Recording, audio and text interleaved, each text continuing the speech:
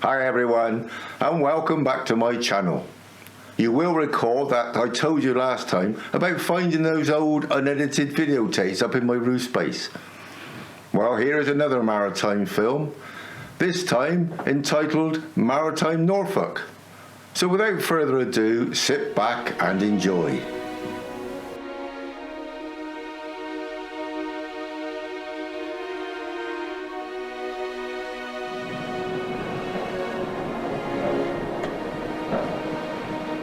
We first visited Great Yarmouth, a favourite place of mine in the 1980s and 90s to view the ships here.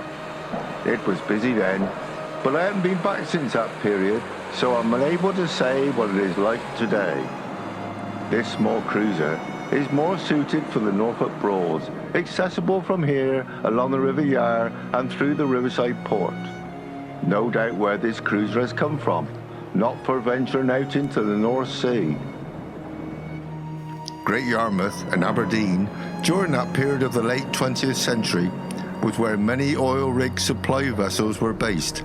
They would go out to the many oil rigs in the North Sea to service them with supplies, etc.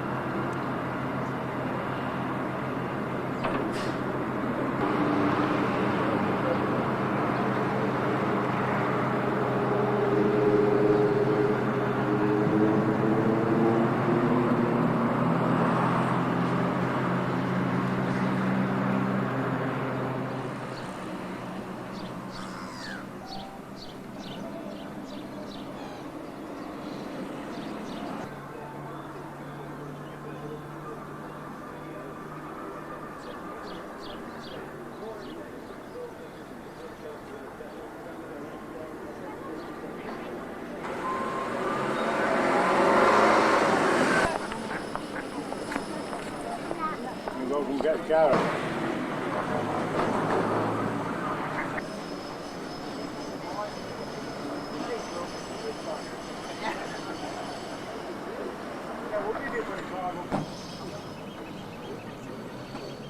The day in July 1991, when I visited Wells next to sea, I was lucky to see the old sand dredger Walbrook alongside her berth, discharging a cargo of sand. So far, I cannot trace details of when this ship was built, but obviously she is old. I learnt from a member of the crew that they would be dredging through the night again and should be arriving back at Wells about 6 a.m. in the morning. Wells next to sea is a small port, here since before the 14th century, although it was not known by its full name until early in the 19th century, a name change to save confusion with other inland towns of the name Wells. Because the town does not have a river running through it, the port has to rely on the tides to scour the harbour. Silt has always been a problem, and today the port is now a mile from the sea. Small coasters once traded here, bringing cargoes of fertilizer and animal feed. But this became uneconomic when the government of the day changed its regulations. The port finally closed to shipping in 1992.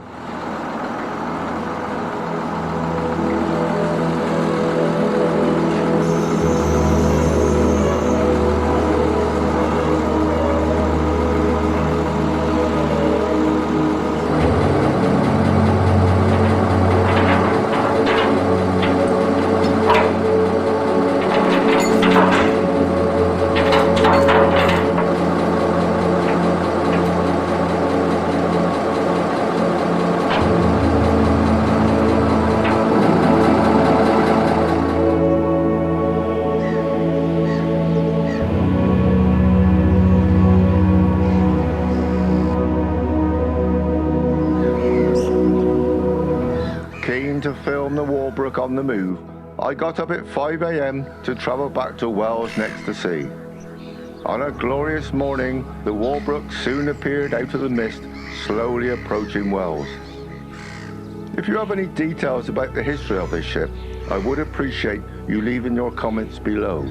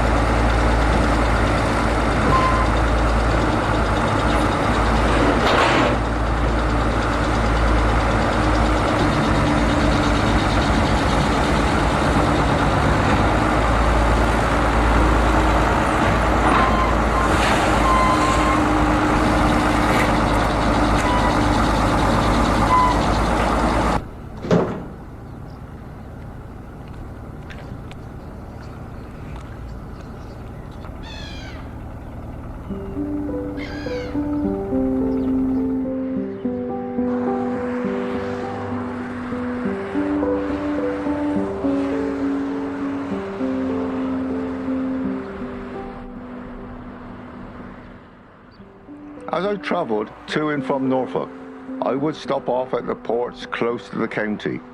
For instance, Fosdyke, and if I was lucky, would see a coaster on the berth, as was the case with the Frida W. It makes sense to add these short clips to this current film.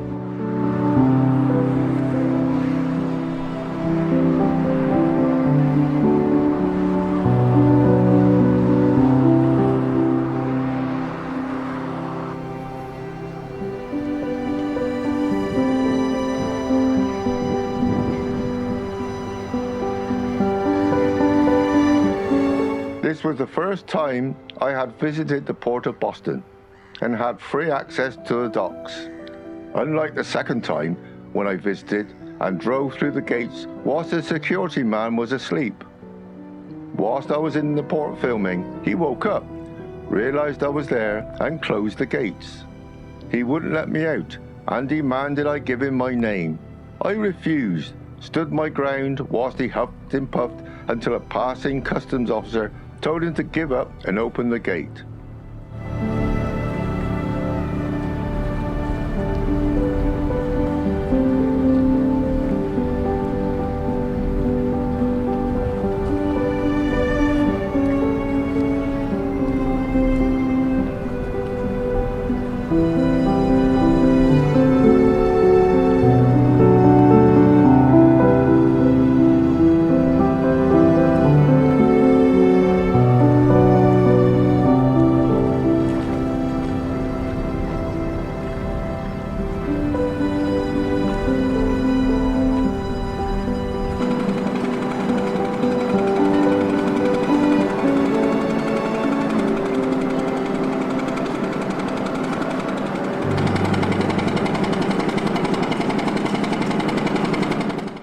Here we are at the Suffolk port of Lowestoft, once busy with shipping and shipbuilding.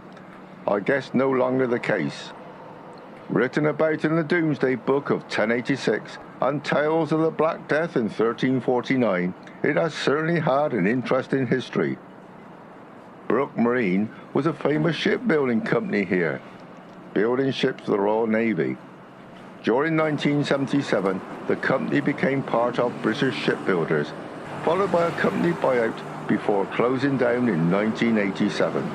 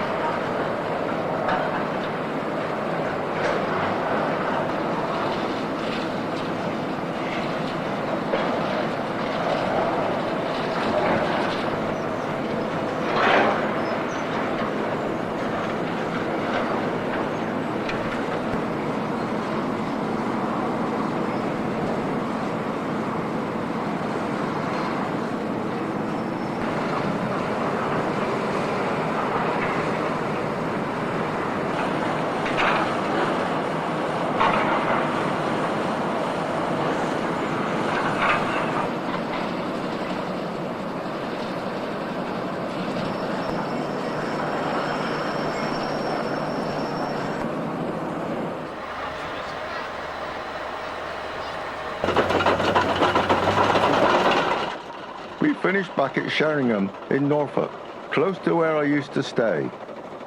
We couldn't finish without showing clips of the launch of their lifeboat. Heroes of the sea, the RNLI do a fantastic job in saving lives of those in distress.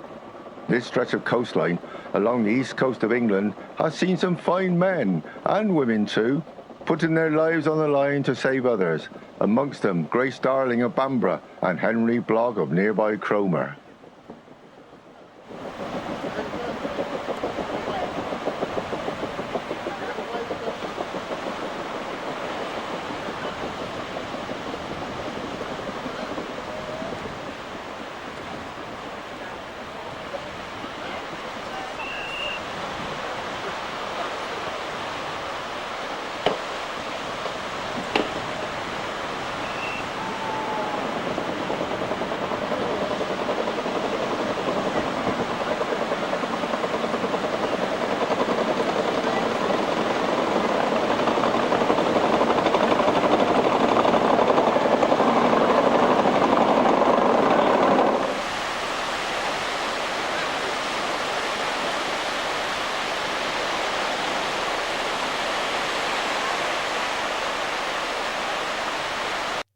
Thank you for watching my film. If you liked it, why not subscribe to my channel and hit the like button? Meanwhile, I look forward to meeting you all again next week with a new film for you to enjoy. Bye.